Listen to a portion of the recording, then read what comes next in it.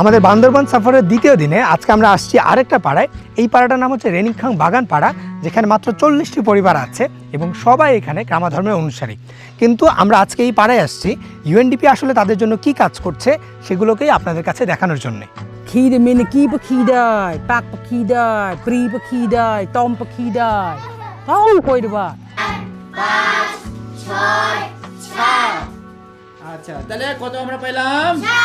7। এখানে 7 লিখি। তাহলে এখানে লিখতে হবে না, আমরা কিছু দিতে হবে না। শিক্ষার ব্যবস্থা হিসেবে এই পাড়ায় ছিল প্রথমে এই স্কুল ঘরটা, যেটা এখন প্রায় ভেঙে চুরে যাওয়ার কারণে ইউএনডিপি থেকে এখানকার শিক্ষা কার্যক্রমের অংশ হিসেবে নতুন এই ঘরটা করে দেওয়া হয়, যেখানে মাল্টিমিডিয়া ক্লাসরুম এবং ব্ল্যাকবোর্ড ক্লাসরুম দুটোরই ব্যবস্থা আছে। আমি পাহাড়ে রই তো নাই তোমার। পাহাড়কে আমি ভালোবাসি। আকার দিছো দুইটা, তুমি লিখছো